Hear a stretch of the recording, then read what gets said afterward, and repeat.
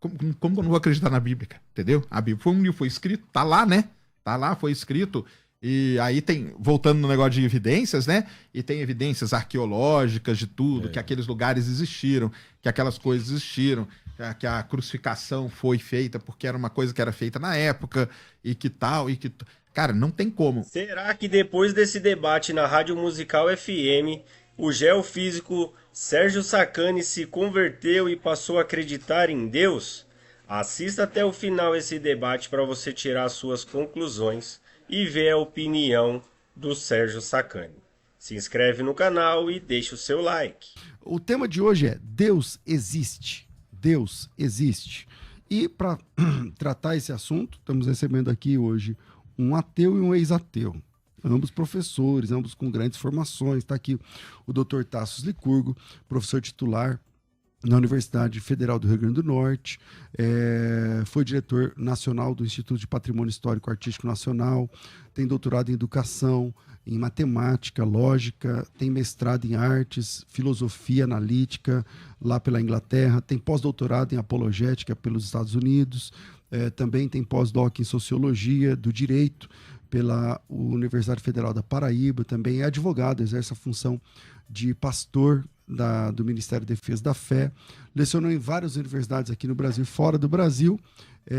O Dr. Tassos também apresenta semanalmente no canal defesadafé.tv, o webcast É Proibido Não Pensar, e está aqui com a gente mais uma vez para participar. Dr. Tassos, obrigado pela sua presença aqui mais uma vez. Eu que agradeço, pastor César, por essa honra de estar aqui, debatendo um tema tão importante com nosso debatedor, o professor Sérgio, uma alegria muito grande, um prazer. Com a gente pela primeira vez aqui no estúdio da Rádio Musical, Sérgio Sacani tem graduação em Geofísica pela Universidade de São Paulo, tem mestrado em Engenharia de Petróleo pela Universidade Estadual de Campinas, tem doutorado em Geociência, é popularmente conhecido como divulgador científico no YouTube, entusiasta da astronomia, fundador da Space Today, o maior canal de astronomia do Brasil no YouTube, com a maior escola de astronomia do país, com 7.000 alunos formados, um trabalho extremamente relevante e um rosto sempre presente aí nos podcasts dentro dessa área, dentro desse assunto. Sacani, bem-vindo aqui ao programa, um privilégio te receber, muito bom estar aqui com você hoje. Obrigado, boa tarde a todo mundo aí, bom dia, na verdade, ainda, né? Pastor César, obrigado. Tasso também, prazerzão conhecer vocês aí, todo o pessoal da Musical aí, os ouvintes aí, assistente que a gente fala agora. Legal. Porque o cara pode ouvir ou pode ver, né? Pode ver, então a gente chama de assistente. Todo mundo estiver assistindo a gente aí. Valeu, obrigado aí. Bom, vamos lá. Tassos, você era ateu e deixou de ser, e o Sacani segue... Quando alguém pergunta, ele fala, não creio que exista Deus. Por que você não é ateu? E aí depois eu faço a mesma pergunta para ele. Bom, bem rapidamente, existem visões de mundos que são compatíveis, são concorrentes entre si. Cada pessoa tem a sua visão de mundo. Não é ninguém que não tenha visão de mundo. O ateísmo é uma visão de mundo, o cristianismo é uma visão de mundo, o islamismo é uma visão de mundo. Então eu achava à época que o ateísmo era a visão de mundo que mais bem explicava a realidade, as evidências. Por isso que eu era ateu. Nós estávamos conversando aqui, existe o ateu por questão moral, ateu por questão intelectual. Meu caso do ateísmo era por questão intelectual. É a mesma coisa, ao que me parece, do professor Sacani, também questão intelectual. Acha que as evidências apontam para o ateísmo. Acontece que, ao me aprofundar nas evidências, achei que o modelo de mundo que mais bem explicava a realidade não era o ateísmo, mas sim o teísmo e, mais especificamente, o cristianismo. E, para tanto, é o que nós iremos conversar aqui, há um sem número de argumentos de várias áreas diferentes que, a meu sentir, sustentam a perspectiva de que, do ponto de vista estritamente intelectual, a visão de mundo que mais bem explica a realidade, que mais bem dá conta das evidências, é o cristianismo. Tudo mais. Os fenômenos, a origem do universo e tudo mais, a questão da moralidade. Existem argumentos de questões filosóficas, argumentos ontológicos. Existe o argumento de questão cosmológica, existe o argumento da moralidade, existe o argumento da impressionante confiabilidade das escrituras, existe o argumento das provas históricas de Jesus Cristo. São vários argumentos que apontam para uma característica única, singular, idiosincrática, peculiar do cristianismo como um modelo de mundo que mais bem dá conta das evidências que nos são apresentadas. Nós podemos nos debruçar sobre qualquer um desses argumentos aqui, caso seja a vontade aqui do debate. Sacani aí, por que o ateísmo é a filosofia que você abraça quando te pergunto? Muito bem, então, a gente estava falando ali antes, né? O meu lance é o seguinte, né? A gente tenta explicar, né, os fenômenos naturais, né? Então, assim, a gente vai mais pelo lado científico. Então, eu observo as coisas assim, e pela ciência que a gente conhece, né? E até uma coisa muito interessante falar pro pessoal, o pessoal acha que ciência a ciência está indo atrás da verdade. A ciência ela não vai atrás da verdade. Ela tenta buscar explicações, muitas vezes não consegue, ela é renovada, ela é renovável e tudo mais. Então, os modelos que a gente tem e que explicam aí, a gente está falando das evidências, né? Várias evidências observacionais que a gente tem levam a crer, no meu caso, né? No meu caso, tá? No meu caso. Sua interpretação, na minha interpretação, de que existem explicações físicas, biológicas, químicas, geológicas, para conseguir explicar a maior parte de tudo que a gente tem. Coisa que não tem explicação e a gente está correndo atrás das explicações, entendeu? Tá. Como eu não tenho nem roupa para apresentar um programa nessa qualidade, com essa sapiência de vocês, eu queria deixar que vocês perguntassem entre vocês, ou o que você gostaria de perguntar pro Sacani, por exemplo, e depois o que ele queria perguntar para você. Em parte, eu concordo com o que o professor falou. Nós temos que buscar as explicações, inclusive científicas.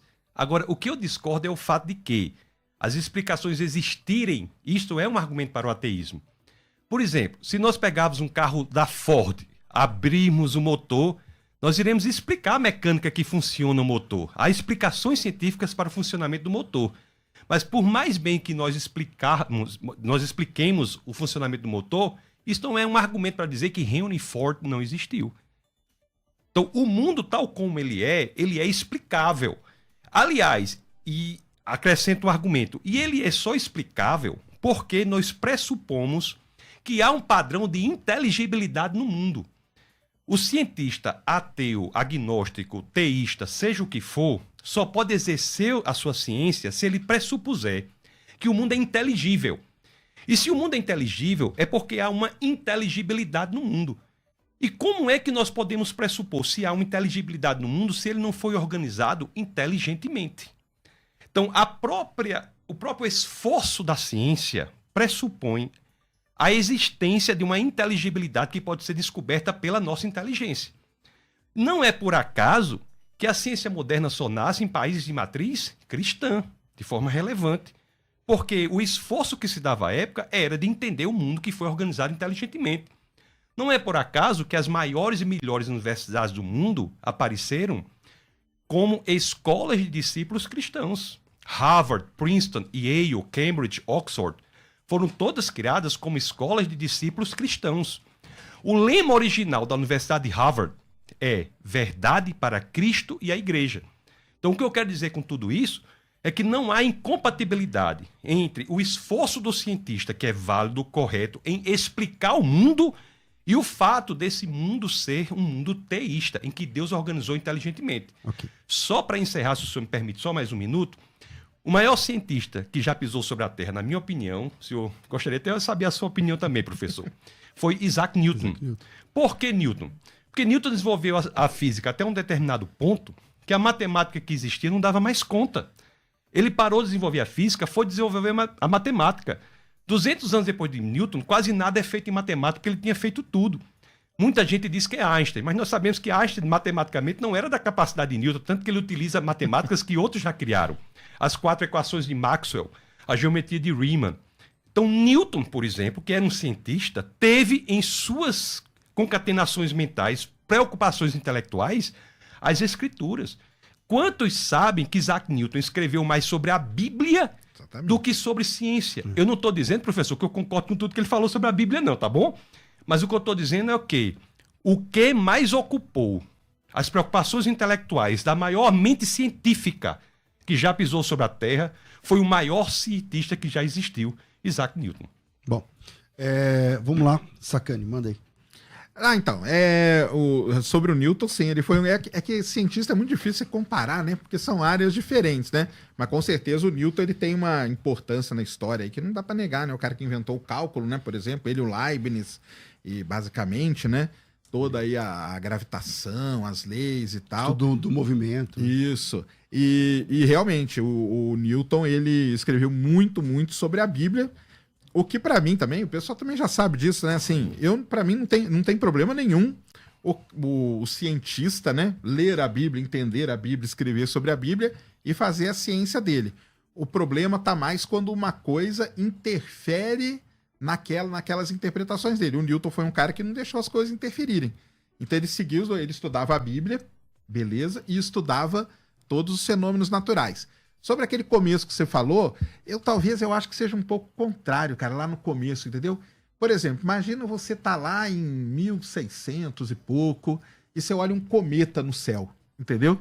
Aí eu acho que o pessoal, eles observavam coisas e eles iam atrás das explicações para aquilo. Então o que é aquilo? Poxa, é um cometa. Aí passava não sei quantos anos, aparecia de novo aquele negócio. Aí aparecia de novo e no mesmo lugar, do mesmo jeito, parecido.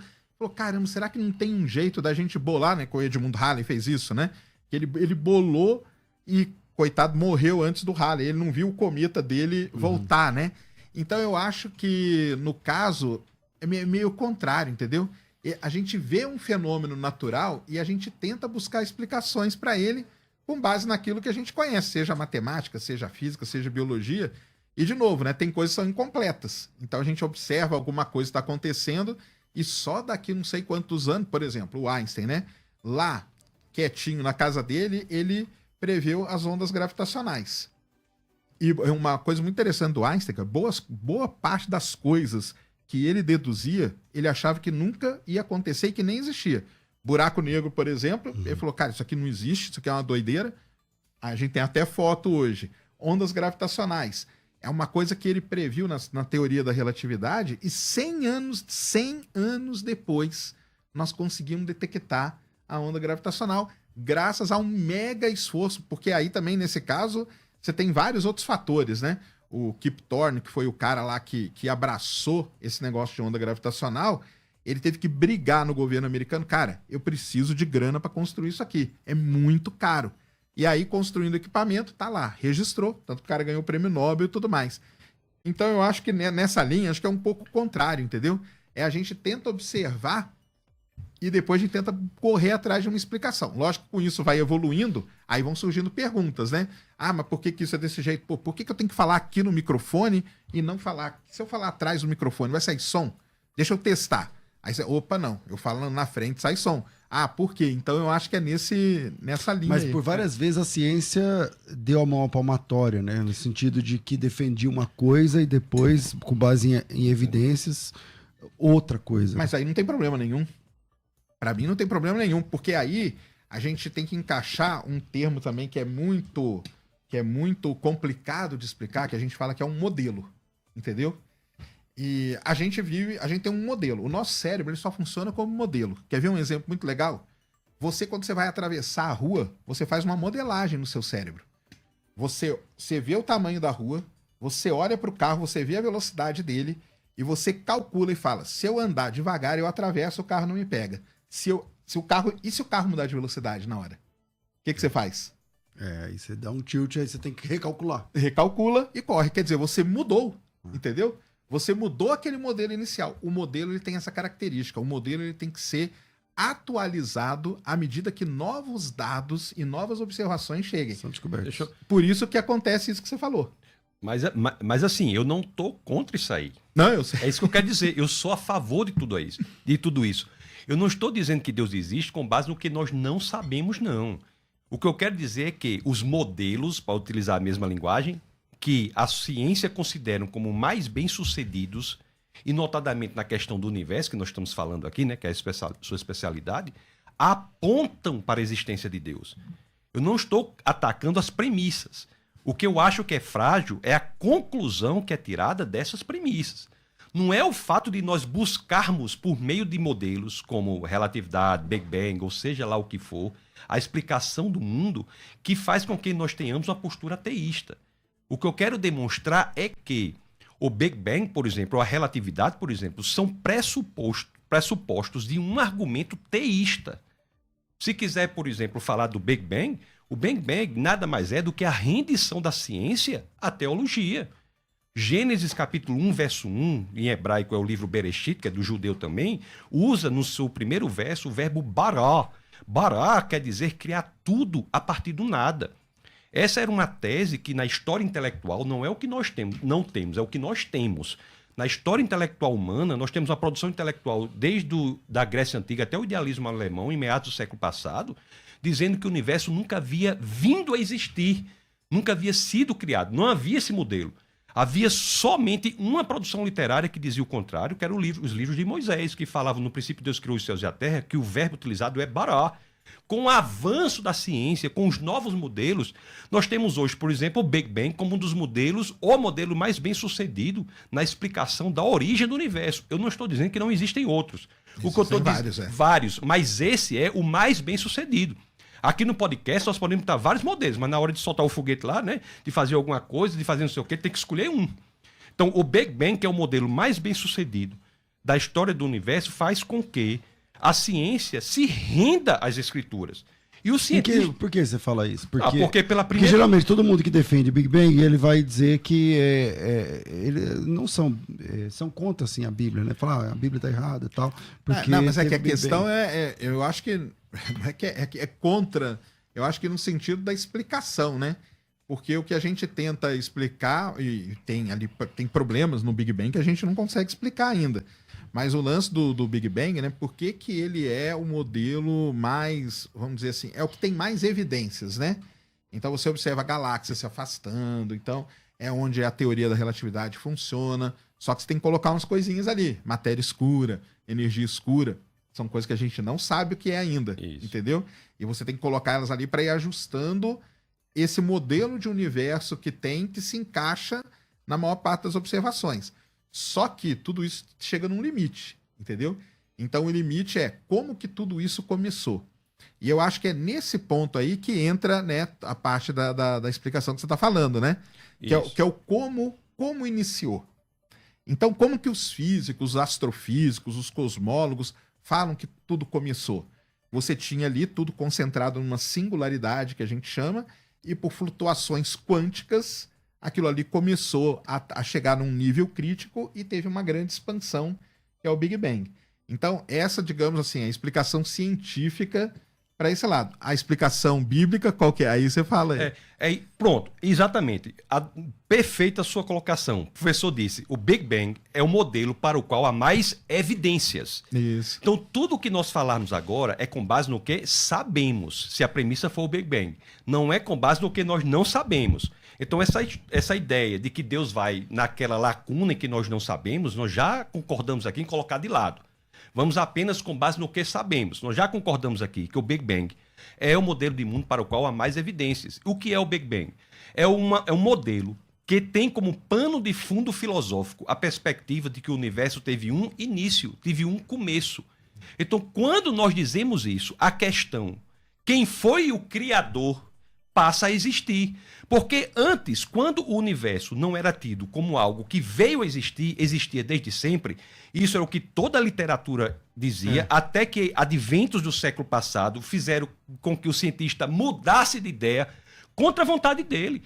Segundo a lei termodinâmica, universo expansão, radiação de fundo, galáxia cimenta, a teoria da relatividade, Einstein mesmo coloca uma constante na teoria, ele cria a teoria dá um modelo de universo com início, ele diz, meu Deus, ele coloca uma constante para dar um modelo de universo sem início, gera uma divisão errada, lá por zero na matemática. A matemática, a contraparte formal da teoria, faz com que o cientista, contra a vontade dele, retire a constante cosmológica. E ela pode estar voltando agora. Sim. Porque muita gente indica que a constante cosmológica... Aí isso seria um negócio sensacional para o Einstein. Porque ele tirou a constante cosmológica, mas ela pode ser o que a gente considera como energia escura hoje. Então, na verdade, ele sempre teve certo, entendeu? Só que aí a gente precisa ir atrás do que é energia escura. Mas volta numa outra perspectiva de moldar, de adequar o modelo. Então, mas o modelo tem que ser adequado aos dados que a gente vai tendo. Concordo plenamente. Correto. Estamos juntos. O modelo tem que ser adequado. Isso é a razão. Você não abandona o modelo. A mudança paradigmática. O livro mais citado do século XX foi A Estrutura das Revoluções Científicas, de Thomas Kuhn, que mostra que o abandono de um paradigma não se dá de uma hora para outra. Você tem que tentar adequá-lo. Quem advoga abandono de paradigmas por qualquer coisinha não tem a menor ideia do que é a história da ciência. Tamo junto. Mas o que eu estou dizendo aqui é o seguinte: a partir de agora, na história da ciência, em meados do século passado, Einstein é recente. Einstein nasceu em 1879 em Ulm, no sul da Alemanha, morre em 1955 em Princeton, nos Estados Unidos. A partir de agora, a questão quem é o criador é colocada sobre a mesa, porque o universo passa pela ciência a ser algo que foi criado, que veio a existir.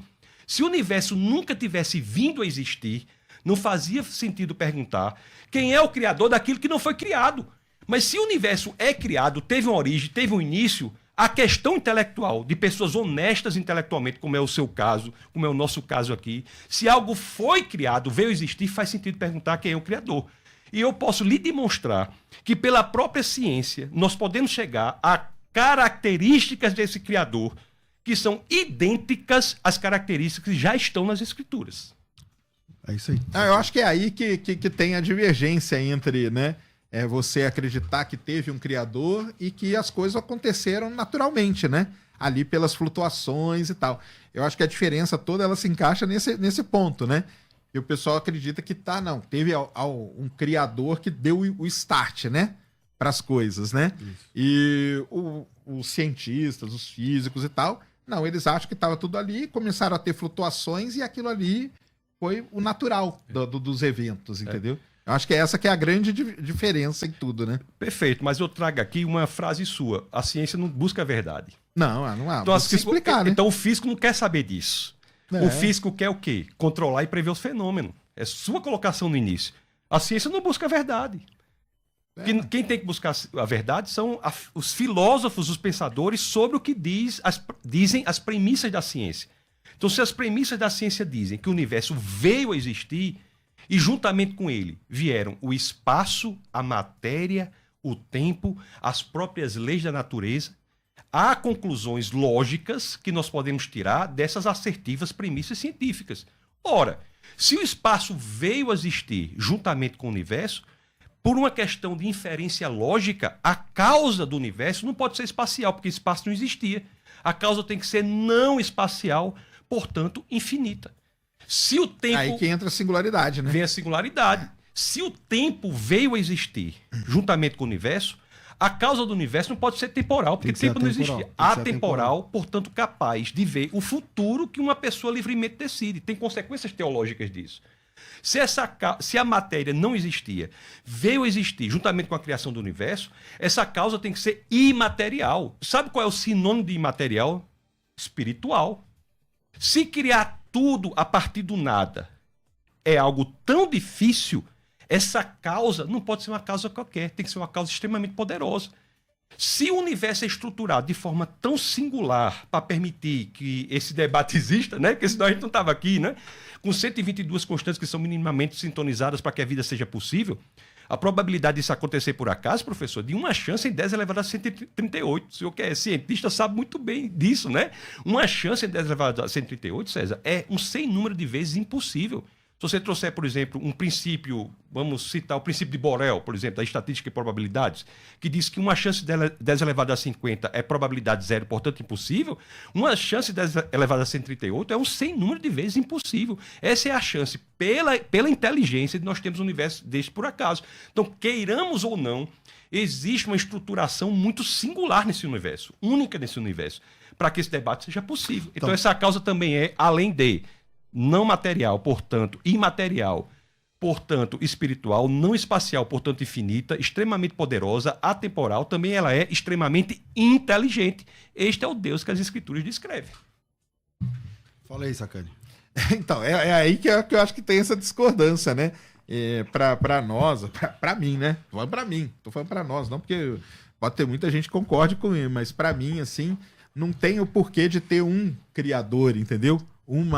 Para mim, natural isso aí acontecer, ou não, talvez, entendeu? Ou será que existem outros universos também? Multiversos? Porque na hora ali que estava tendo as flutuações quânticas, será que não criou um outro universo? E tem aí talvez milhares de universos paralelos ao nosso, onde coisas estão acontecendo. Então... Tipo a Marvel. A Marvel ela lida com o multiverso do jeito dela, né? Mas na ciência tem o pessoal que estudam a possibilidade de terem, no momento ali que o universo estava surgindo, flutuações que geraram outros universos. Mas eu acho que a grande questão mesmo é essa aí, né? Eu não gosto muito de usar a palavra acredito, entendeu? Mas vamos pôr nesse caso aqui. Eu não acredito, eu não consigo conceber, vamos dizer assim, de ter uma sei lá, força, criatura, um criador que seja, para dar esse start, entendeu? Para mim, seria as coisas acontecendo de forma natural. Eu acho que esse start acontece por onde? Porque houve esse start, né? A gente não sabe, né? Porque, por exemplo, você defende o Big Bang? Sim. Cara, vamos dizer assim, não é que eu defendo, isso aí também é um problemaço, entendeu? Problemão. Porque o pessoal fala assim, não, você defende o Big Bang. Cara, eu nunca falei que eu defendo o Big Bang, não. O Big Bang de novo, pelo que a gente observa, é o que leva àquela explicação. Mas é daquele jeito? Não sei, cara, entendeu? Vamos supor que amanhã a gente descobre uma coisa que fala, uma teoria mais que agora melhor. O universo cíclico. Não, agora a gente vive dentro de um buraco negro. Agora a gente vive numa simulação. Tem, por exemplo, um estudioso que ele prova por A mais B que a chance da gente viver numa simulação é muito maior da gente não viver nela, entendeu? E ele tem lá todos os argumentos dele, você vai brigar com ele nos argumentos ali, não dá, entendeu? Porque ele tem tudo direitinho. Então, assim, mas de novo, eu vou pelo lado observacional. Então, observando as galáxias, radiação cósmica de fundo, tudo mais, leva a um ponto que estava tudo numa singularidade que a gente chama. E é a partir dali que veio a criação, né? É quando a gente fala a criação do universo, aí dá o sentido de ter um criador, né? De ter um criador. Mas a gente pode falar no início do universo, ou o surgimento dele, né? Não, perfeito, mas o que eu gostaria de chamar a atenção é o seguinte: existem multiversos, um número infinito de universos, pode ser que exista. Qual é o problema para isso? Nós não temos evidências. Exato. O que nós estamos chamando aqui, o que eu estou chamando é para que nós só tenhamos conclusões com base nas evidências e na racionalidade. Eu posso dizer assim, para mim, este universo aqui está em cima de uma grande tartaruga. E essa tartaruga está em cima de quê? Eu posso dizer, está em cima de uma torre infinita de tartarugas. Isso para mim, tudo bem, mas eu não tenho evidências. Sim. Então o que eu estou buscando aqui é que nós construamos as nossas conclusões com base no que sabemos. Eu não quero o ateísmo da lacuna, nem o Deus da lacuna. Eu quero as conclusões com base no que sabemos. E o que nós sabemos é que o modelo mais bem-sucedido de cosmologia hoje diz que o universo veio a existir, teve uma origem e, portanto, uma conclusão lógica, silogística, racional disso é de que há uma causa do universo. Mas pode ser uma causa natural, né? Pode ser. Mas sabe por que é difícil de ser? Porque a ciência diz que as próprias leis da natureza só vieram a existir junto com a origem do universo. Então, se não tem leis da natureza antes da origem do universo, não há de se falar de causa natural quando não há lei da natureza. Mas aí, vamos fazer uma pergunta aqui. Sim, por favor. Se não tinha espaço, não tinha tempo, aonde que estava o Criador? Fora do espaço, fora do tempo. Se nós Mas aí é difícil a gente imaginar isso, não é não? Mas, professor, veja bem, olha a contradição na pergunta. Nós não podemos perguntar onde estava alguém se não havia espaço. Então, mas o que ele era? Ele é atemporal, imaterial, não espacial. Esta é a definição do Deus. Então, se nós... Mas ele era o quê? Uma força? Uma energia? Um ser? O quê? A tendência, pelo que sabemos, é que essa causa é pessoal. Por quê? Porque então ele era uma pessoa. Ele era um ser. Era um ser. De energia. É uma mente. Uma mente. De matéria? Não, imaterial. Como que é uma mente sem matéria?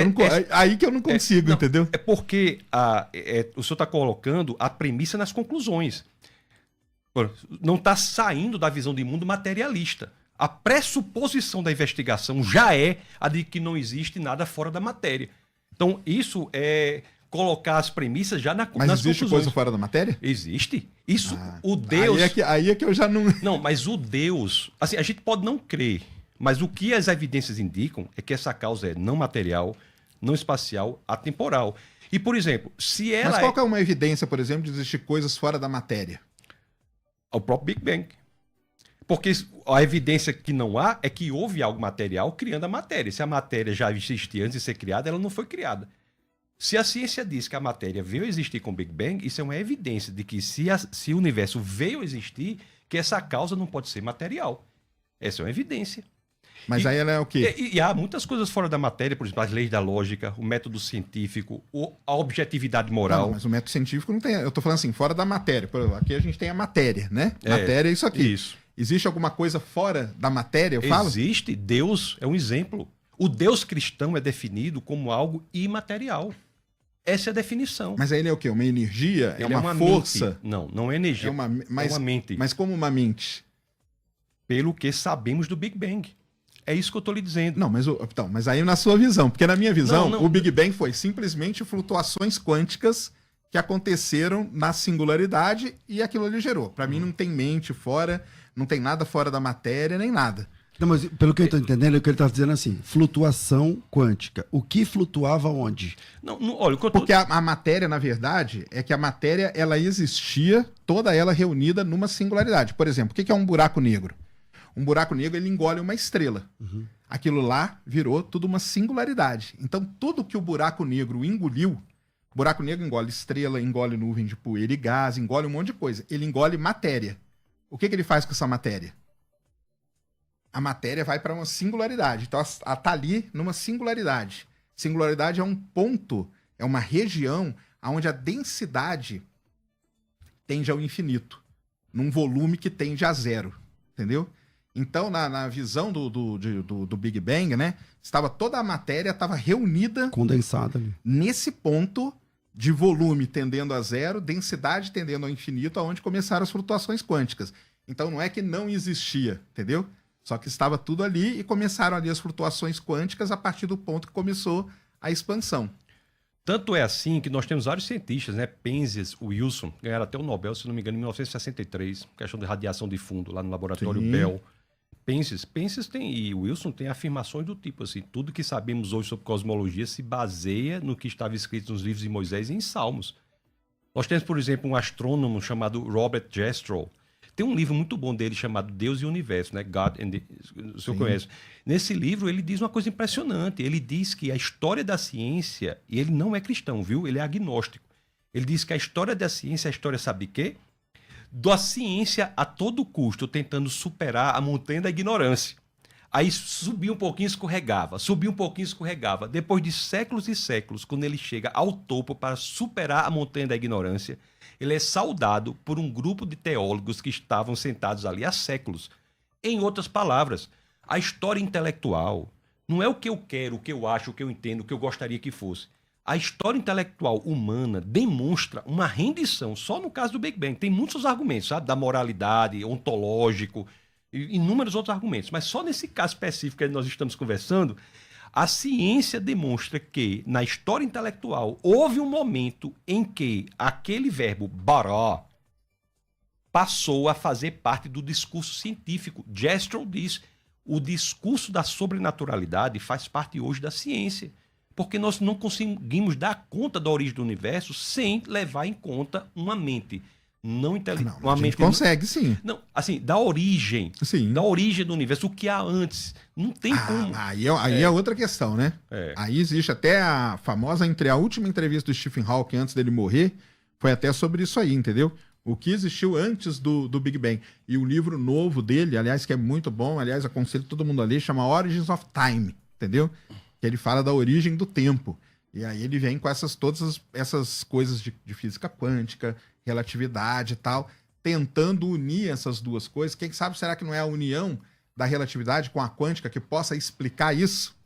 Entendeu? A gente ainda não chegou nesse ponto.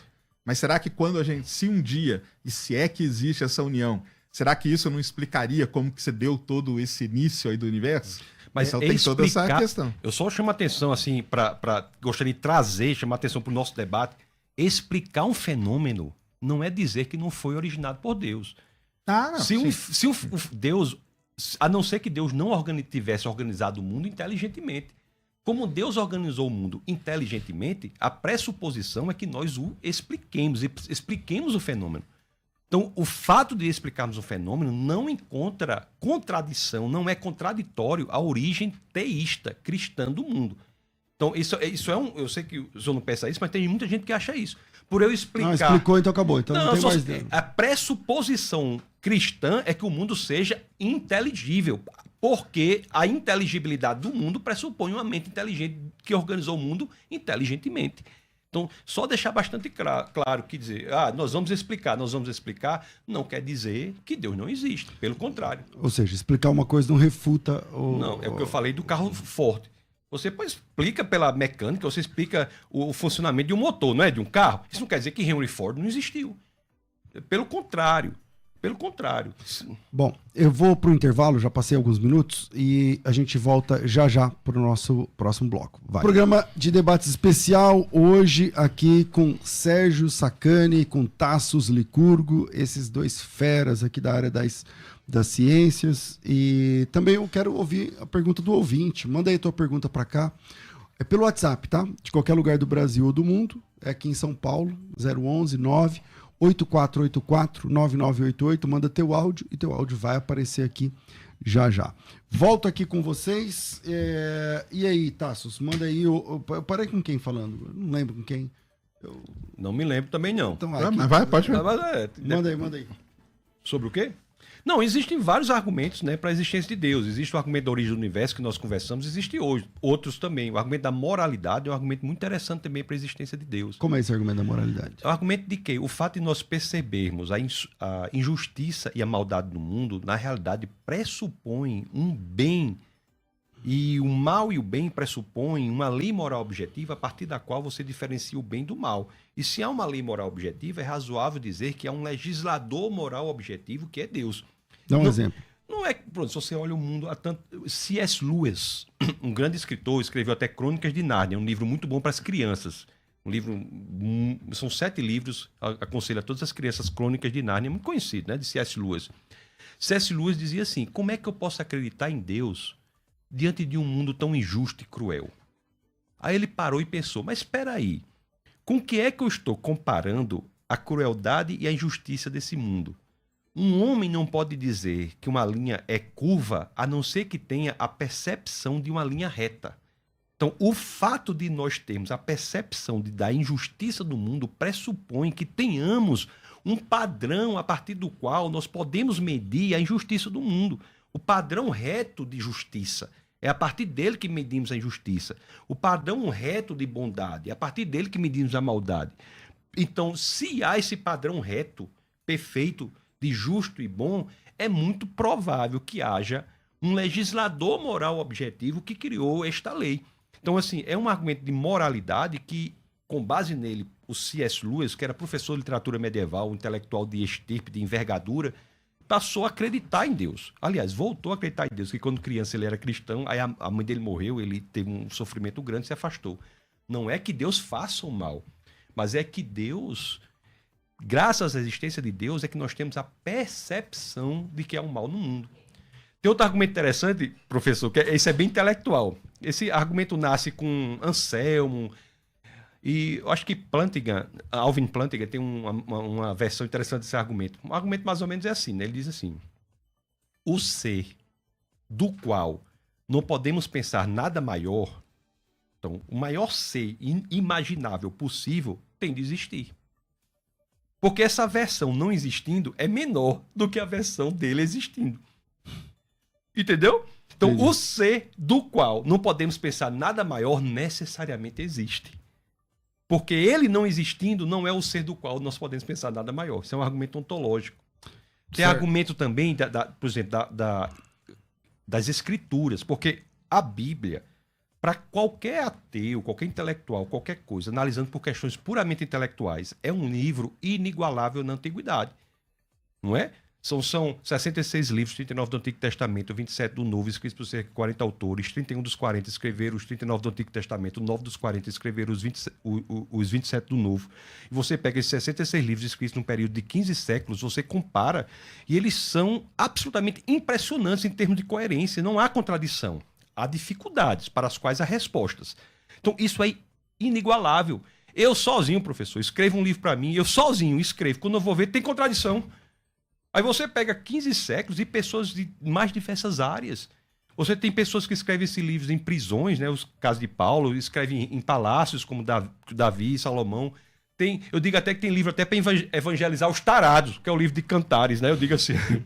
Bom, vamos lá. E não tem contradição. Então, isso aí é um elemento também que chama atenção intelectualmente para o fato de ter um livro dessa forma. E depois nós podemos ver até que a manutenção das cópias deles é impressionante, né? Nós temos, assim, 5.686 cópias só do Novo Testamento. Isso é um recorde. Se formos comparar com um livro que nós temos, por exemplo, da Grécia, que é uma cultura extremamente inteligente, a Ilíada... Né? A Ilíada, né? Que é o mais antigo, tem poucas, né? A Ilíada ainda tem alguns, assim, tem 643, mas os diálogos de Platão, ou de historiadores como Suetônio, até Joséfios, Tácitos, baseados em 7 cópias. Por que eu estou dizendo isso? Porque se você tem 5.686 cópias, você faz com que o possuidor de uma dessas cópias não possa alterar. Porque se você alterar a sua cópia, haverá 5.685 apontando a alteração. Então isso dá confiabilidade ao texto. Ok, Sérgio, mandei. Cara, assim, essa parte moral aí são coisas que eu não entendo, assim. Eu entendo de ser moral e tal, do bem e do mal, né? Até deixar claro aí pro pessoal, cara, assim... você não acredita na Bíblia. Cara, como eu não vou acreditar na Bíblia, cara? Entendeu? A Bíblia foi escrito, tá lá, né? Tá lá, foi escrito. E aí tem, voltando no negócio de evidências, né? E tem evidências arqueológicas de tudo, que aqueles lugares existiram, que aquelas coisas existiram, que a crucificação foi feita porque era uma coisa que era feita na época, e que tal, e que... Cara, não tem como.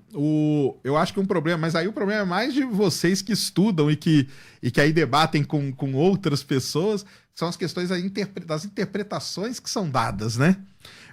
O que eu brinco, né? O Rodrigo Silva teve lá no meu programa, né? É umas coisas que eu brinco, o pessoal fala, pô, por que não escreveram numa linguagem mais fácil, né? Que aí não teria discussão nenhuma, né? Mas ela deixou ali aberto para várias interpretações, né? E essas interpretações acabam... O texto pode ser que não tenha incoerência, mas as interpretações acabam colocando incoerências nisso aí, né? Então, assim, só para deixar claro, pessoal, muita gente fala assim, você não acredita na Bíblia. Cara, como não acredita? A Bíblia, o negócio foi escrito, tá lá, e tem o Velho Testamento, e tem o Novo, e tem as evidências arqueológicas de boa parte das coisas que estão ali, né? Então, assim, não tem essa não, entendeu? E uma outra coisa também, tava até falando ali pra eles, né? Eu não sou militante do ateísmo não, viu? Muita gente acha que eu sou... Eu não sou não, cara. E eu falo isso, repito várias vezes, cara. Acredite, se você acredita, isso te faz bem, entendeu? Continue acreditando, não tem problema. Cito meu orientador, que era monge... ainda que não morreu, né? Monge budista, entendeu?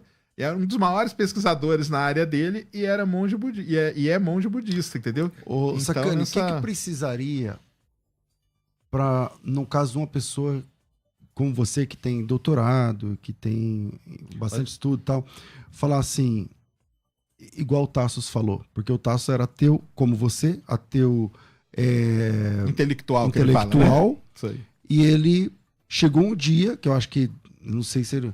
Chegou um momento que falou assim, cara, quando alguém perguntar o que eu sou, agora eu vou falar que eu sou cristão. Então o que falta? O que tem que acontecer pra você? Você me dá 20 segundos só para dizer uma coisa assim, ó. A pessoa pode dizer, se fizer bem, creia. Tudo bem, a pessoa pode crer em tudo, né, professor? Beleza. Agora, eu tenho que deixar claro que, com base na Bíblia, esse tipo de crença não é a fé cristã. A fé cristã não aceita esse tipo de crença só porque ele faz bem. A fé cristã tem um outro tipo de proposta. A primeira epístola de Pedro, no capítulo 3, no verso 15, diz assim, santifique o Senhor em seu coração, esteja sempre a apresentar a todo aquele que lhes pedir a razão da esperança que há em vós. Então, a fé cristã exige um sustentáculo intelectual. Jesus de Nazaré, lá no Evangelho de São Mateus, quando perguntado sobre qual é o maior dos mandamentos, ele diz... Amar a Deus com todo o seu coração, com toda a sua alma e todo o seu entendimento. Deus não diz assim, eu quero o seu coração, mas por favor, deixa o cérebro lá de fora da porta, não. O entender e compreender Deus é um pressuposto lógico de nós amarmos. Amarmos. Só para deixar claro que o tipo de fé cristã exige uma Uma coisa a mais Uma ali, coisa a mais. Só. Entendi. Sacane, Certo. responde aí, mano. Então, o que teria que acontecer, né, cara? Teria que ter algum, o pessoal fala, né? Teria que ter algum tipo de um sinal, sei lá, alguma coisa, entendeu?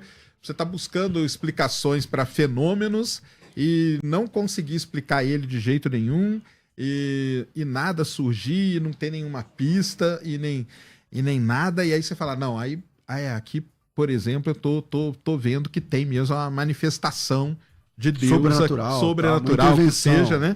Nesse ponto aqui. Tá.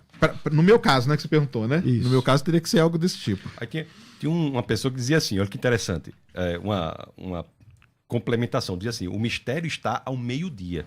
O mistério está ao meio-dia.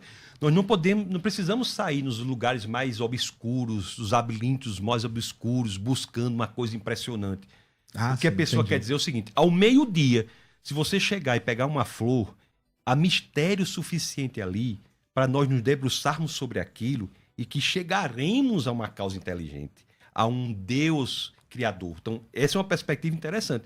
Muitas vezes, não estou dizendo que é o seu caso, professor, mas muitas vezes a coisa está ali, mas a pessoa não quer ver. Para quem quer ver, é possível. E também há a perspectiva, que aí eu concordo, se Deus se manifestasse de forma robusta, que não houvesse alternativa, ele não alcançaria o verdadeiro amor. O amor pressupõe a possibilidade de não amar.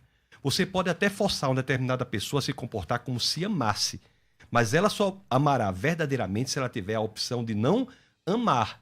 A possibilidade de decidir se ama ou não Deus, você ter a possibilidade dessa liberdade de posicionamento é um pressuposto lógico daquilo que Deus é. Então é muito interessante essa perspectiva. Uma pergunta. Participação do ouvinte, o telefone DDD é 41, final 3639. Quero fazer uma pergunta. Você deu o telefone do ouvinte, não? Só o final. Só o final. Sim, meu Deus. Mas posso dar o começo? Anote aí. Se Deus não existe, segundo os ateístas dizem, como explicar a complexidade do corpo humano desde seu DNA até a pele, sendo o maior órgão do corpo através de seu... Desde ser criado, segundo a Bíblia, reflete a imagem de Deus e tal. E aí, Sacane? Não é minha área, viu, pessoal? É pessoal da biologia. Eu não sou biólogo, aliás, sou péssimo, na verdade, em biologia. Mas dentro da biologia tem esses estudos aí todos, né? De como que os seres vão evoluindo, como que as coisas vão acontecendo. Não é minha área, viu? Então, para não falar besteira, eu prefiro nem entrar nisso aí, porque realmente biologia eu sou um zero à esquerda, viu? O estudo da biologia traz questões importantíssimas também, né? Desde do próprio DNA, ele falou DNA. O DNA é o quê? Uma linguagem, um alfabeto de 4 letras, ATCG. Então, a organização informativa do DNA nos diz muitas coisas também. Se nós pegarmos, por exemplo, o organismo de uma só célula, professor, um unicelular, como uma ameba, o DNA da ameba traz informação equivalente a 1000 volumes da Enciclopédia Britânica. Então, essa é uma informação da ciência sobre a qual nós podemos nos debruçar e tirar conclusões filosóficas. Será que podemos entender que há, por processos naturais, uma capacidade de criação de um organismo deste tipo? Uma só célula de um organismo com uma só célula, nós não podemos dizer que é um organismo simples. Não há vida simples. Entre a não-vida e a vida, há uma distância praticamente intransponível pelo acaso. Tanto é assim, professor, que a ciência hoje patina na tentativa de explicação da origem da vida. Explicava antes, quando não tinha métodos eficazes de esterilização dos recipientes. Depois da pasteurização, não se consegue defender a ideia de origem por acaso. Os próprios defensores do evolucionismo dizem assim, eu não falo como é que a vida se originou. Eu falo a partir da vida. A partir da vida já existente. Então, a origem da vida é algo que a gente fica... Não pode ser por acaso. Eu trabalhei um tempo... Não, mas aí eu acho que já é um erro. Eu acho que pode ser por acaso. Pode. Se vier explicações... Pode ser por acaso. Nós não sabemos. Mas ela pode ser. Pode.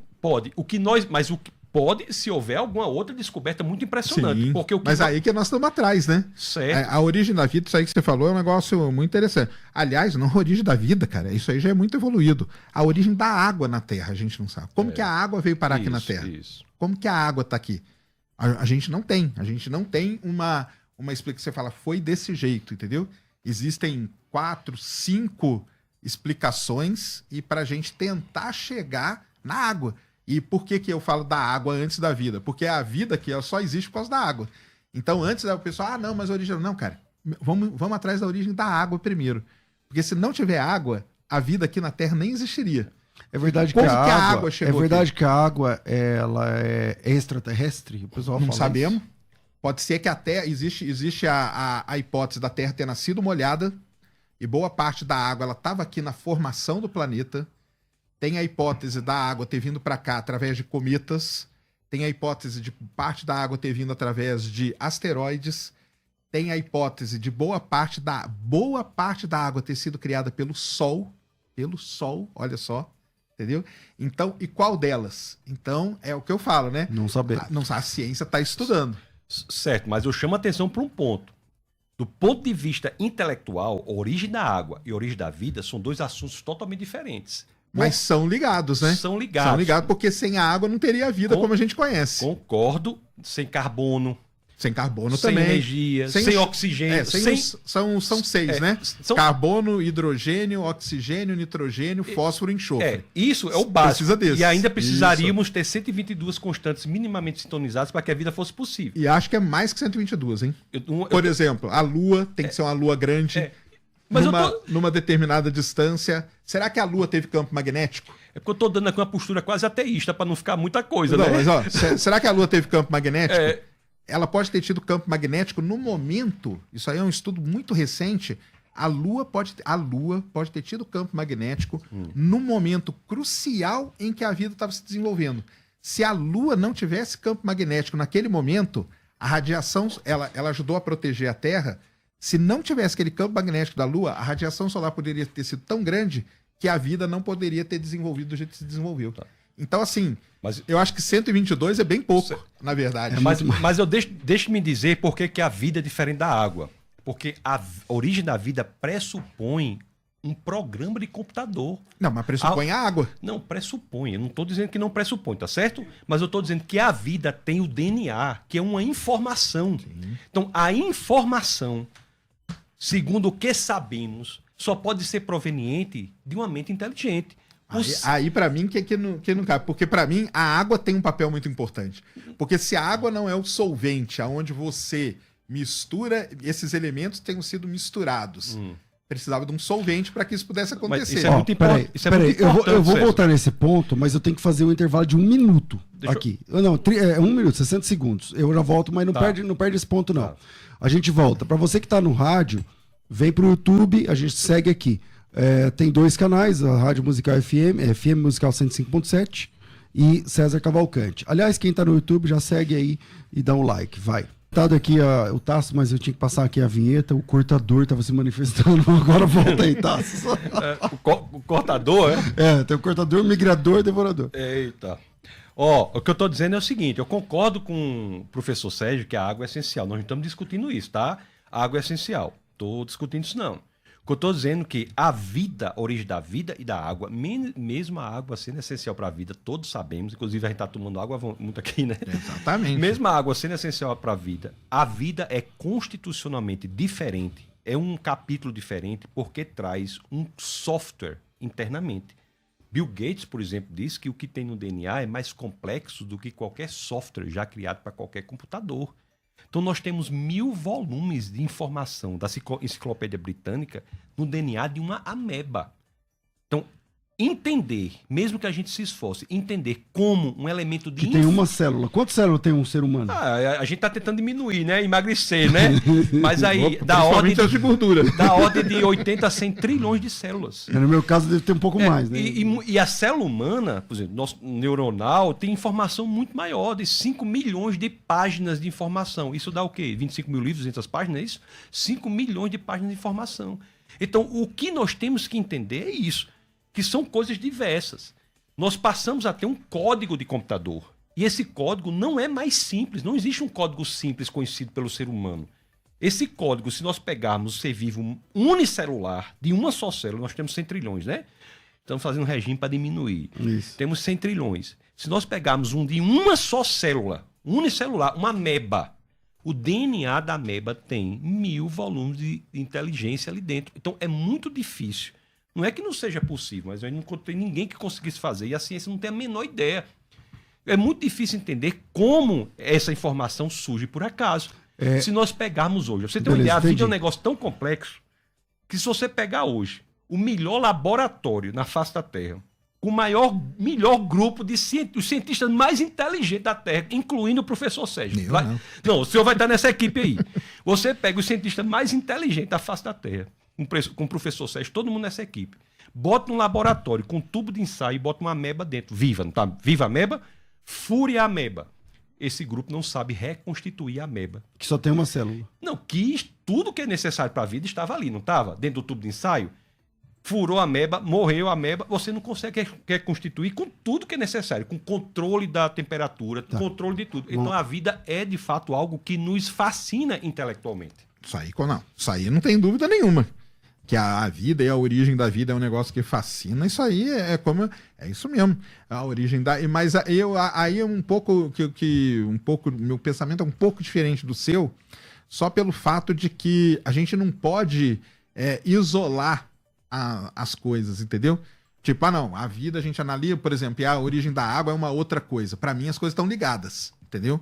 Para mim, na verdade, tá tudo ligado, né? Os ciclos que tem na Terra, ciclo de carbono, os vulcões na Terra. Então a gente já sabe hoje que se a Terra não tivesse vulcão, muito provavelmente a gente não teria vida, entendeu? Porque muitos elementos que vêm do interior do planeta pelos vulcões. Então assim, cientificamente falando, né? A gente tem várias né, caminhos aí para seguir. Agora, qual é a origem da vida? Se é como que ela começou? Se foi ali nas pocinhas ali, veio o raio e aconteceu? Se foi nas fumarolas no fundo do oceano, entendeu? Onde você tinha ali as condições para a vida, porque a vida ela tem que ter condições, né? Condições para que ela pudesse dar o início. Então, quais são todas essas condições? É isso que o pessoal procura aí. Mas com certeza isso aí não tem dúvida nenhuma, cara. A vida é um negócio, a origem da vida, o desenvolvimento dela é um negócio fascinante. E as coisas são ligadas mesmo, eu concordo, são ligadas. A separação que eu fiz foi intelectual, para dizer que o estudo da origem da água é um tipo de não, sim. Mas são ligadas. Eu não estou jamais dizendo que a água não é necessária para a vida, não. Essas constantes antrópicas, o que são, para quem está ouvindo a gente que não tem conhecimento, o que são constantes antrópicas e como você, como ateu, entende elas? Mas qual tipo de constante antrópica? A 122. São as condições necessárias. Quais são os critérios necessários para que a vida do homem, comece? Por isso tem esse nome antrópico. Para que ela comece? Para que ela comece e subsista. Um para que comece, o povo não sabe. Isso. Ninguém sabe, a ciência não sabe. Para que ela exista, nós estamos aí numa luta para acabar com ela, né? Todo dia. Para acabar com a vida? Da nossa, né? Do jeito que a gente tá mudando a atmosfera aí, cara, logo a atmosfera hoje da Terra, ela não é mais daqui a pouco, se continuar do jeito que tá, jogando esse monte de gás aí que a gente tá jogando aí na atmosfera, nós vamos mudar a atmosfera num certo ponto que ela não vai ser mais para nós, entendeu? Pode ser para um outro ser que surja aí. Talvez o ser que exista numa próxima atmosfera tem que ter 4 narizes, entendeu? Ou tem que ter o pulmão pequenininho, o coração gigante, ou o contrário, a gente não sabe. Porque nós nascemos e vivemos, né, num nível de atmosfera, com uma porcentagem de oxigênio, uma porcentagem de nitrogênio, e isso está sendo muito rápido, né? Está sendo muito rápido. As mudanças que a gente está causando, elas são terríveis, entendeu? Esse universo vai ser uma grande sopa cósmica, fria, sem vida. A tendência é essa.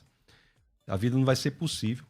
E eu concordo. E eu lhe digo assim, só uma coisa interessante, talvez você não saiba, por não estar estudando essas escrituras, a Bíblia é o único livro sagrado que fala de 2 criações.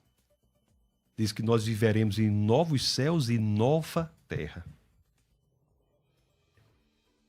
É um caminho. Até nisso, a Bíblia é compatível. Até com isso, a Bíblia é compatível. Ela fala da terra sendo destruída, ela fala da terra sendo refeita, ela fala da terra... Novos céus e nova terra. Até com essa sua perspectiva realista, que eu não vou tirar até a culpa do ser humano, o ser humano está sendo muito atacado assim, né? Vou dizer assim, até pela expansão do universo cósmico. Aqui a vida não será possível. E a Bíblia prevê isso, já previu isso. Nós viveremos em novos céus e nova terra. Não é impressionante? Ah, não. Isso aí, nesse ponto é mesmo. É. Agora, essas constantes aí, elas é aquilo que a gente tá falando, né? Talvez sejam muito mais. É que tem coisa que talvez a gente nem saiba, né? Será que por que, por exemplo, por que Vênus, planeta Vênus, ele é muito parecido com a Terra. Ele é do mesmo tamanho da Terra, bonitinho. A Terra e Vênus vieram evoluindo igualzinho. Até que chegou um momento que aconteceu alguma coisa em Vênus que não aconteceu na Terra. E se o que tivesse acontecido em Vênus tivesse acontecido aqui? Mas o que aconteceu? A gente não sabe, mas aconteceu alguma catástrofe tectônica que vários, milhares, né? Vênus, só para vocês terem uma ideia, o último mapeamento ele tem só 85 mil vulcões. Boa parte desses vulcões entraram em erupção ao mesmo tempo, o que contaminou a atmosfera, deixou ela de um jeito que a vida não poderia existir. E na Terra, a gente teve momentos, por exemplo, com a extinção dos dinossauros, a gente tem a teoria do asteroide, né? Uhum. Só que existe também hoje já a ideia que não foi só o asteroide.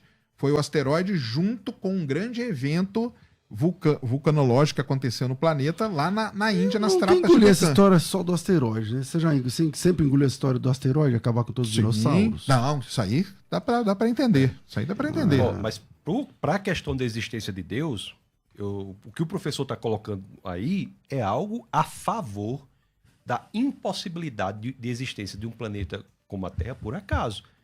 Você veja que qualquer coisa mínima em qualquer planeta Sim. torna a vida não possível. Então, esses argumentos são argumentos para dizer assim, meu amigo, a Terra do jeito que é por acaso, a probabilidade é impensável. Então, são argumentos que trazem ainda mais o nosso Por exemplo, a pensamento. inclinação da Terra, a Não, distância. são 122. Marte não tem campo magnético, não é isso? Por quê? Teve, né? Agora não tem mais. Não tem Isso aí. mais, então não é possível a vida. Então, só campo magnético, a concentração de oxigênio. Se tivesse menos oxigênio, nós não respiraríamos. Se tivesse mais, esse debate aqui, eu dizia, professor, todo mundo morria explodido. Combustão espontânea. Então, são inúmeros. Então, esses argumentos do quão incrível é o planeta Terra são argumentos a favor de que a Terra é razoável dizer que a Terra foi estruturada, o universo foi estruturado de uma forma inteligente, porque por acaso pode ter acontecido, pode, mas é preciso mais fé para crer nisso do que crer na Bíblia, do que crer na Bíblia. E é uma fé dessa, não é a fé cristã não, porque a fé cristã exige evidências. É uma fé desse tipo aí, eu creio, eu penso, eu quero, eu gostaria, faz bem. A fé do tipo bíblica, que exige evidências, nos leva, de fato, para ficarmos boquiabertos, impressionados, estupefatos diante de como o nosso planeta e o nosso universo é estruturado. Só quero chamar a atenção que estamos dois aqui trazendo argumentos para o mesmo lado. É isso aí. Bom, tem aqui perguntas. Eu gostaria de perguntar para o Sérgio o que faria ele acreditar em Deus. Eu acabei de falar, eu fiz a pergunta aqui. A explicação científica para o Emanuel do Rio Grande do Norte. A explicação científica para a racionalidade do homem, como o homem passou a essa capacidade pelo processo de evolução. Não me refiro a desenvolvimento, mas ao adquirir. A Bíblia explica que essa racionalidade é por sermos imagem e semelhança do próprio Criador. Somos racionais porque Deus é racional, tal. Os animais poderiam ser racionais, mas não são. Dá para explicar isso? Não, eu queria o Sérgio, você tá falando muito. Não, mas aí essa aí é a parte de biologia que entra, né, cara? Essa parte aí como que surgiu, né, a racionalidade e tudo mais. E até mesmo também eu não estudo evolução, né? Para falar de evolução com autoridade, né? Então, assim, eu não gosto de falar de nada que eu não entendo. Porque a chance de eu falar uma besteira é muito grande, entendeu? No que eu entendo, às vezes eu ainda falo uma besteira. Então, né, agora nessa parte aí de racionalidade, aí teria que trazer um neurocientista. Tem ouvinte ao vivo? Deixa eu dizer uma coisa importante sobre isso aí. Tá. Tem um livro de um ateu chamado Thomas Nagel, Nagel, chamado Mente e Cosmos. Ele é ateu. Tá? Ele não é, apesar que podia ser qualquer coisa, mas o pessoal gosta de dizer isso, é ateu. E ele diz assim, olha, a existência da consciência é impossível de ser explicada por um processo evolucionista. Então, a consciência, para Thomas Nagel, que é... Pô, mas aí só essa palavra, cara, o que é consciência? Pois é, esse refletir e buscar... A busca da verdade, por exemplo, é algo muito difícil você entender. Por que nós buscamos a verdade? Por que pessoalmente nós buscamos a verdade? Se nem o físico busca. Se nem a ciência busca a verdade, se não a verdade pragmática, que não é verdade verdadeira. Não, mas eu falo assim, o cara escrever um negócio desse é um negócio muito complicado, entendeu? Porque ele pega algo que é muito, muito abstrato, cara. Tipo, o que é consciência? Hoje tem toda essa discussão aí. Será que a inteligência artificial pode virar algo consciente? O que é consciência? Se você pegar vários grupos de pesquisadores, neurocientistas, biólogos, dessa galera aí, né? E eu sei porque eu já perguntei para vários, cada um dá uma interpretação de o que é consciência. Então, um cara escrever um negócio desse, cara, eu acho que entendeu? Porque o que seria? Aí a não ser que ele defina, ó, consciência para mim é isso aqui, e a partir dessa definição ele faz. Mas o que é a tal da consciência, né? É assim, ó, é a gente fazer coisas que não tem uma aplicação prática imediata para refletir sobre o mundo. Mas refletir sobre o mundo seria uma consciência? Não, ou um tipo dela? É, um tipo, mas eu estou dizendo, por que há poesia? Por que um poeta como o nordestino Augusto de Carvalho Rodrigues dos Anjos diz assim, ó, triste é escutar pancada por pancada a sucessividade dos segundos, ouça em sonhos subterrâneos do orbe oriundos o choro da energia abandonada, é a dor da força desaproveitada, o cantochão dos dínamos profundos, que podendo mover milhões de mundos jaze ainda na estática do nada. É o soluço da forma imprecisa, da consciência que não se realiza, da luz que não chegou a ser lampejo. É, em suma, o subconsciente aí formidando da natureza que parou chorando no rudimentarismo do desejo. Por que se faz isso? Por que se reflete sobre o desejo, a consciência, os elementos? Isso não se explica na luta pela sobrevivência. Há algo a mais. Bom, há deixa eu ouvir. Algo a mais. Pelo menos uns 2 ouvintes pra gente concluir. Bora lá, solta aí, Rafa, por favor. Please, se vous plaît. Paz, Senhor, pastor. Irmão Wilson aqui da Assembleia de Deus, Ministério do Belém. Queria ver com o pastor a questão do ateu com relação às profecias bíblicas. Como que o ateu consegue responder isso? O cumprimento das profecias bíblicas. Qual a visão do ateu com relação a esse fato que comprova a veracidade da palavra de Deus e a veracidade do que Deus falou pelos profetas? Essa é uma pergunta. Vamos embora lá. Você manja alguma coisa disso aí? Eu não entendo absolutamente nada de Bíblia, viu, galera? Nada. Como eu falei, o negócio de Bíblia é o seguinte. Você acredita na Bíblia? Cara, não tem como não acreditar num negócio que foi lá escrito e tal, entendeu?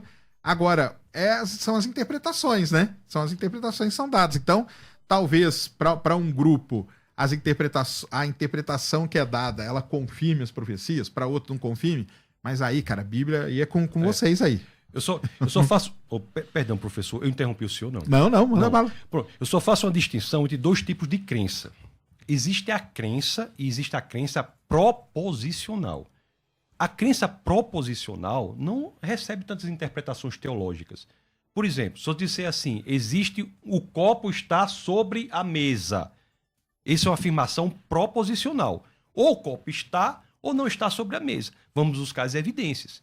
Agora, se eu digo assim, eu creio em Jesus, isso quer dizer que é uma disposição minha, isso não é proposicional. Isso é um elemento volitivo meu. Eu entreguei minha vida a Jesus. Então, as profecias proposicionais também podem ser analisadas do ponto de vista intelectual, porque preveem, séculos antes, fenômenos que acontecem. Por exemplo, Jesus previu fenômenos que a gente vê hoje, né? Ele falou do aumento de terremotos, de tantas terremoto outras não coisas. Aumentou, não. Mas aumentou, isso é muito genérico. Aumentou consideravelmente. Não, mas aumentou aonde? Porque terremoto aí é minha área, então vamos lá. Aonde que aumentou? Aqui na Terra. Não. Então o que aumentou? O número de pesquisas? O número de terremoto aumentou? Mas quanto que era? Quantos terremotos tinham antes? Aí agora então, vamos para a história. Então você tem na história alguns terremotos documentados. Então, nos últimos 200 anos, nós tivemos muito mais terremotos documentados do que os 2 últimos 1000 anos. Documentados, tudo bem. Porque vamos pegar lá na época de Jesus, 2000 anos atrás, se tivesse acontecendo um terremoto aqui no Chile, eles nunca iam ficar sabendo lá que estava tendo. Não, mas aqui no Chile dá pra saber. Não, mas eu tô Através falando de de 2.000 história. anos atrás. Não havia informação, né? 2.000 anos atrás. Não dá pra saber lá, você fala. Isso. Né? Ok. Então, essa afirmação de que tem aumentado o número de terremoto, ela não tá de acordo. Então, mas deixa eu falar por que tá. Porque assim, se tiver acontecendo aqui no Chile, não dá pra saber lá. Verdade. Há 2.000 anos atrás. Ok, Hoje dá. Não, ok, verdade.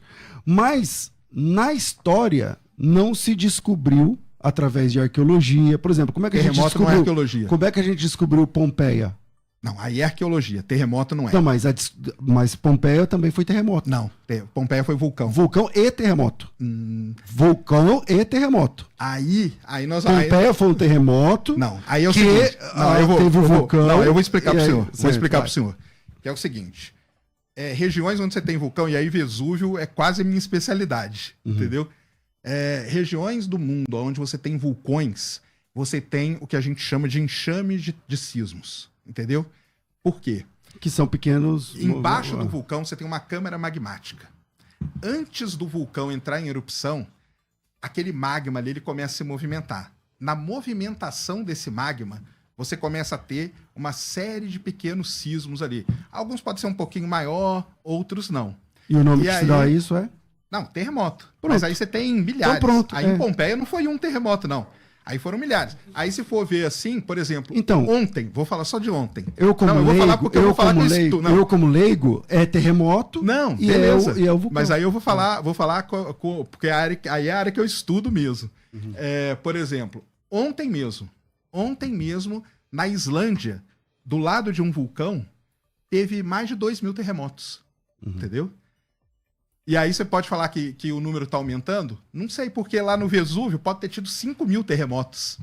Entendeu? Entendi. Eu Então, acho que essa questão aí de. Aí, essa questão de aumentar o número de terremoto, isso aí não condiz com o que a gente registra. Mas aí só para fechar esse... E o que eu não Vesúvio tô- também, não. só Só pra para terminar fechar o minha Vesúvio, porque aí parte. o Vesúvio é minha parte. Uhum. Aí vocês estão falando aí de Bíblia. teologia que eu não você entendo. escuta agora, Não, né? agora falou de Vamos escutar. Vesúvio, Bora.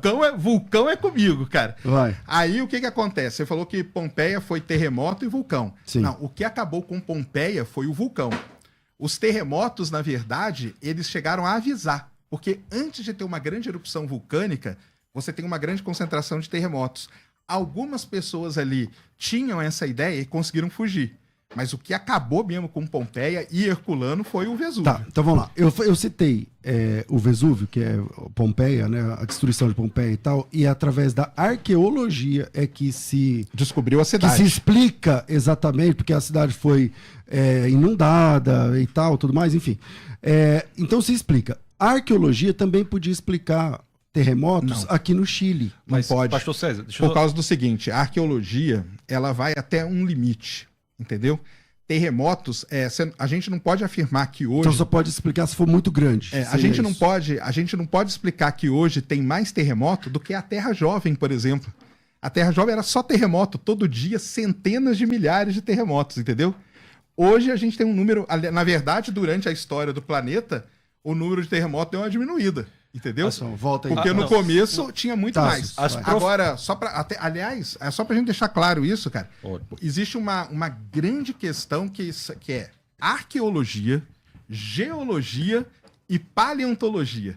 Que são três coisas que são muito parecidas, só que muito diferentes. Então a arqueologia, ela vai atrás de coisas muito recentes, entendeu? Então é uma Pompeia, Herculano, coisas ali da Bíblia, onde Jesus passou, lá em Jerusalém, que você vê uma parte ali da cidade, tudo. Isso é arqueologia. Paleontologia mexe com bichos, fósseis e tal.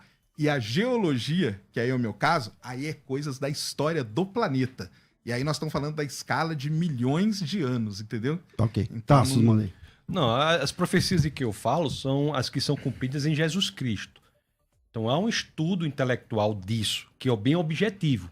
No caso que o pastor César trouxe, depende realmente que terremotos, que grau, onde. Agora, Mas você não pode dizer, cara, que na Terra, quando a Terra estava se formando, que Certo. tinha centenas de milhares de terremotos, hoje tem mais. Não, tem. Eu não disse isso. Não disse, não. Isso, eu não disse. O que eu estou dizendo é que Jesus Cristo é alguém em quem as profecias do Antigo Testamento se cumprem. e com fatos objetivos, onde nasceu, se quebrou osso, quando morreu, de quem... Então, esses fatos objetivos, que são crenças proposicionais, são cumpridas em Jesus Cristo. E isso também é um estudo que diz, da parte da estatística, que seria inimaginável que tivesse sido por acaso. Assim, livros que foram escritos 800 anos antes de Cristo, como Isaías, Daniel... Então, assim, só para deixar intelectualmente, não é questão de você ser crente ou não. Você pega o livro lá, tem uma previsão que não cabe interpretação muito diversa e é cumprida em Cristo. E essa coisa de interpretação diversa de um texto não é peculiaridade da Bíblia, não. Qualquer livro escrito por um ser humano, então pronto. Eu fiz filosofia, as pessoas passam a vida estudando um... E brigando, né? E brigando. Porque um parágrafo, né? O cara passa a vida inteira discutindo um parágrafo. Um fragmento. O cara veio especialista numa frase. Eu tinha semestre de aula, professor, que era com base em um parágrafo. A Bíblia tem muito menos. Último áudio de hoje. E outra coisa, o fato da Bíblia ter várias traduções, o povo acha que isso é ruim para interpretação. Não. Ruim se só tivesse uma tradução. O fato de você ter várias, você pode compará-las, se você não fala as línguas originais, e chegar à melhor interpretação daquele texto. Bom, vamos lá. Último áudio de hoje. Solta aí, Rafa. Que a paz de Deus esteja com vocês. Eu sou Flávio, da região de Garanhuns, interior de Pernambuco. Acompanho o Sacani nas redes sociais, muito baixo, nos debates, o admiro muito. É um cara super inteligente. Eu acho até que ele tem um pouco do DNA de Albert Einstein. Mas eu queria dirigir-lhe a pergunta. Sacani, você tem plena certeza do ateísmo que você professa? Isto é, de vez em quando não surge na sua mente alguma interrogação ou um tipo de percepção, por distante que seja, da metafísica? Boa pergunta, viu? Bora. Não é só você. Muita gente já me perguntou isso, né? Pô, mas você tem certeza? Cara, sim, é porque eu acho que essa dúvida cria na cabeça do pessoal, porque eu não sou um militante do ateísmo, entendeu? Eu não fico aqui, cara, eu quero te convencer. Eu não tô aqui. Aliás, uma outra coisa, pessoal. Querendo fazer todo mundo virar ateu. Exatamente. E eu não quero convencer você de que Deus não existe, entendeu? E nem o senhor, ninguém, entendeu? Eu acho que isso é que cria uma dúvida. Pô, mas será que o Sacani é ateu mesmo? Porque eu acho que talvez as pessoas estejam acostumadas com um ateu mais militante, né? Ou um cara que quer, não, eu quero convencer que Deus não existe. Cara, eu não quero convencer ninguém. Primeiro, eu não quero convencer ninguém de nada, né? Muito mais de que Deus não existe. Na minha cabeça, cara, eu tô tranquilo com o meu ateísmo, entendeu? Eu tô sossegado, eu busco as explicações pela parte científica, por evidências aqui, como a gente está falando e tudo, e não por essa parte aí que você falou, metafísica, entendeu? Como o pastor me perguntou, né? Quando que eu poderia começar a acreditar em Deus, né? Talvez se chegasse num entroncamento de coisas e só, tipo, a metafísica pudesse explicar. É aí, quem sabe, eu poderia. Mas, cara, eu tô tranquilo, porque eu tô tranquilo comigo mesmo, vamos dizer assim, entendeu? E você também não tá fechado a isso, né? Pode ser. Não, e outra, gosto de conversar também, acho que as conversas sempre são válidas, e mesmo porque eu não quero, igual vocês também, ninguém aqui tá querendo me convencer de que Deus existe, a gente tá simplesmente conversando, então isso que é legal pra caramba. Eu gostaria de acrescentar o seguinte, né? Se eventualmente no futuro uma pessoa na posição do professor Sérgio ou ele mesmo resolver ser alguém que não quer convencer ninguém e resolver ser cristão, vai dar certinho, vai caber no modelo do cristianismo. Porque a Bíblia diz pra gente que é cristão, professor, que não cabe a nós o convencimento também. Ah, sim. A Bíblia diz que cabe ao Espírito Santo. É interessante isso. Então, assim, nós estamos juntos também nisso. Tá aí, ninguém quer convencer ninguém aqui. Tem um cara mandando a pergunta de 2 em 2 minutos aqui, a mesma pergunta. Ó, ele faz o seguinte, ó. Pergunta pro Sacani por que ele faz oração dentro do avião. É verdade? Ah, não, mas aí, cara... Não, é verdade, sim. É verdade. Aí, não, você faz oração a quem? Então, sim. Como é que é isso? Então, vamos lá.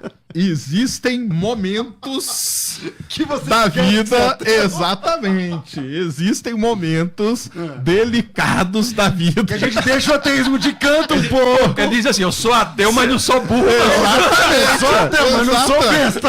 Que é isso? No avião, você vai me dar bobeira? Tem momentos na vida... Vai que... É lógico, ué. Deixa eu estar do lado dele. Tamo junto aí, cara. Me segura aqui agora, entendeu? É isso, cara. Eu sou ateu, mas eu quero que o piloto seja cristão. Bora lá, vamos. Exatamente, mas é isso mesmo, cara. Tem momentos da vida que isso aí vira uma discussão muito pequena. Mas isso é verdade mesmo? Você ora mesmo? Né? Quem perguntou? Tem um nome aí? Tem, deixa eu achar aqui. Um nome aqui, ó. Estampa, não sei o que lá tal. Acho que é uma empresa, porque eu acho que ele já viu eu contando várias histórias minhas com negócio de avião, entendeu? Que eu não gosto de voar, que já tive vários problemas e tal. E aí o pessoal fala, cara, na hora ali, cara, você se apega a qualquer coisa, cara. Ali, você vai falar o quê? Sabe uma coisa interessante que aconteceu comigo? Uma vez, faz muitos anos, eu fui para uma pizzaria com um amigo da faculdade que tinha sido curado de um câncer. Aí a gente na mesa da pizza, ele era ateu, né? Aí ele pediu a pizza lá, aí ele contando do câncer dele, aí disse, olha, quero dizer, viu, Tasso, eu sou muito agradecido. Eu fiquei esperando o que ele ia dizer. Eu sou muito... Aí ok, ele parou assim, não, eu vou... Aí eu disse, então, vou dar uma sugestão para não ficar esse silêncio, né? Vamos lá, as poeiras cósmicas, as estrelas, tem que... Tem vários aí pra você escolher. Escolhe um aí. Bom, Tasso, quero te agradecer por ter participado com a gente aqui. Obrigado mais uma vez. Uma bênção que a sua presença aqui aconteça mais vezes. Eu que agradeço ao pastor César, ao professor Sérgio, pela oportunidade aqui de nós conversarmos, né? Claro. Questões assim muito profundas, importantes, né? Os que estão me ouvindo aí, eu tenho um Instagram Tassos Licurgo, TASSOSLYCURGO, em que lá eu tento apresentar as razões para a fé, tanto do ponto de vista da ciência, como também da questão cultural, né? Contra os ditames do comunismo. Então, estamos aí no Instagram. Então, Deus abençoe a todos. Obrigado. Sacane, muita gente, cara, ó, por exemplo, pergunta, pelo amor de Deus, aí entre aspas ou não, ao Sacane se ele vai voltar, porque a gente amou muito esse cara, pastor, muito bom, esse debate, altíssimo nível e tal. Queremos parte 2, pelo amor de Deus, sei lá. Tá aí a Carla lá de Osasco. Sacane, cara, obrigado pela presença aqui. Deus abençoe e volte mais vezes, mano. Obrigado, volta aí, só me chamar que eu volto. Eu não sabia, eu fui te marcar, seu arroba não é Sérgio Sacane. Não, meu arroba não é, tem vários, viu, galera? Tem várias pessoas aí que usam o meu nome, tá? O meu único Instagram chama-se Space Today. É só esse. Tem Sérgio Sacane, eu acho que tem um que é Sacane. Eu acho Sacane isso aí, mano. Tem vários, tá? Mas o meu é o Space Today. Posso fazer um jabá aqui? Agora! Ó, vou chamar todo mundo que tá aí. É o seguinte, ó. Eu tenho meu curso, né, de astronomia e tal, mas eu tenho um curso de pós-graduação também a gente chama de geologia planetária. Ó que maneiro, que é planetologia. Então é estudar a origem da Terra, da Lua, dos planetas, mundos oceânicos. Será que tem vida em Encélado, em Europa? O que tá acontecendo ali e tudo mais? Tô lançando minha nova turma de pós-graduação. Então, hoje à noite tem live no meu canal, lá no Space Today, para você entender. Eu vou mostrar a ementa do curso. São muitas e muitas horas de curso. Tem diploma. Tem uma galera que já se formou. A gente fez um congresso há 2 meses atrás, aqui em São Paulo. Trabalhos, assim, excelentes. Trabalhos excelentes mesmo. Nós vamos publicar um livro depois com tudo. Então, se você quiser estudar aí, ó, geologia planetária, venha. Será muito bem-vindo. Hoje à noite vai ter aí, a partir de hoje, 3 lives aí no meu canal pra gente mostrar o curso, como que é e tudo mais. É só entrar no canal do YouTube? É só entrar no canal, só lembrando que é um curso de pós-graduação. Então a pessoa tem que ser graduada, não é um curso livre, não. Tá? Ele é reconhecido pelo MEC, tudo bonitinho, tem universidade, tudo, tá? Então, obrigado. O horário? Horário hoje, hoje, amanhã e depois, das 7 às 8 da noite. Legal. Tá lá no Space Today. Você vai estar lá no teu lugar, né? Teologar. Do pastor Tarlis, né? Tarlis. Hoje está às 19 horas a live? Acho que é 19 horas Teologar, nós iremos falar sobre o comunismo, cristianismo e comunismo. Ó, Ele não falou que horário, mas o senhor pode ser até ateu, mas não seja comunista, não. Bom, gente, é isso aí. Um grande abraço a todos vocês. Tem aí o pessoal perguntando se ele topa parte 2 com o Dr. Adalto Lourenço, Dr. Tassos e Eberlin, bora lá e tal, é isso aí. Mas bora, topo. Eu vou, aliás, eu vou participar agora aí, não sei quando, com o Adalto, tá? Que legal. Eu, Adalto, o Eberlin e tal, nós participamos lá no Vilela, ficamos 12 horas lá. Participo sim, pode me chamar que eu venho. É nóis, tamo junto. Rafa, obrigado a todos vocês. Eu fico por aqui. Tudo isso muito mais a gente faz dentro do reino, se for da vontade dele.